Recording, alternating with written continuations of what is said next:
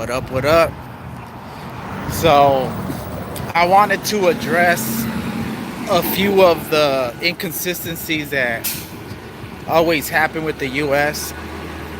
So, the U.S. uses a lot of human rights talk to justify its invasions. It'll say that it's going to go liberate people from dictators that a lot of times they themselves have put in power or themselves have financed or themselves have backed against other states. So I wanted to focus quickly on the country of Venezuela and how the US is completely full of shit. All right, so first case. So the US is ramping up the talk about invading Venezuela because of human rights and dictatorship, supposedly, which is bullshit. But so let's take client one, the state of Saudi Arabia. Saudi Arabia just literally got caught killing a journalist for writing articles against the theocratic dictatorship, and the US still went through with massive weapons deal. Trump himself said that, you know what, it's too much money.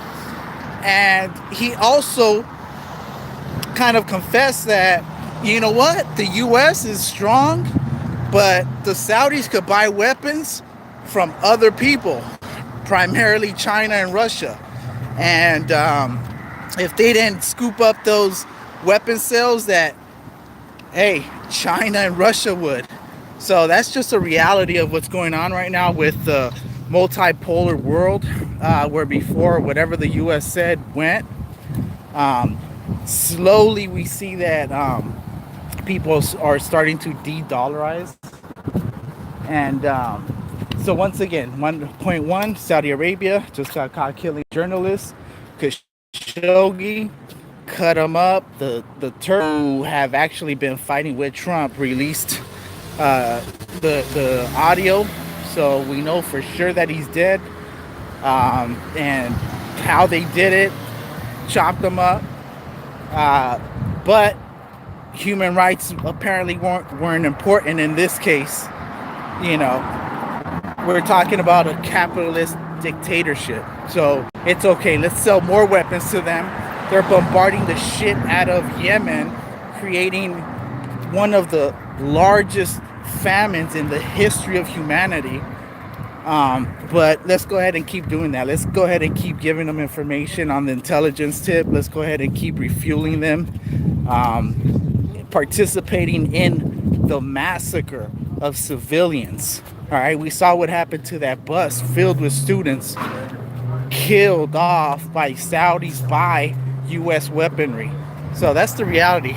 Client one, Saudi Arabia.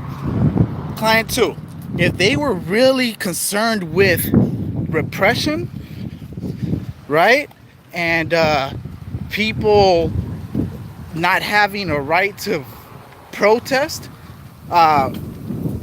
they would actually condemn Israel. We see what's happening in Israel right now with the right to return marches that have been going on in Gaza.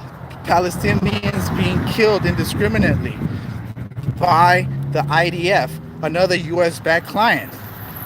Human rights apparently don't matter there, right? Clearly, Israel has murdered more people than the Venezuelan government has murdered in its entire 20-year reign. Okay, and they do that in 1 year. So, but I guess human rights don't matter there. And then client three is Colombia. Colombia right now is a narco state which is run by a narco oligarchy. Okay, they just got what's his name, Alvaro Uribe, who was a former president. He's got ties with the narcos there. They got a new guy there who's also a puppet called Ivan Duque. He hasn't done shit. In fact, he has been linked with Alvaro Uribe and Julio Borges as some of the primary financiers, backers, and organizers of the coup slash murder slash assassination slash magnicide that happened in Venezuela August 4th. So that's just some of the reality that's going on here. The U.S. wants to talk democracy, wants to talk client states, but yet the client states are the ones that are doing all the evil shit, getting backing from the U.S.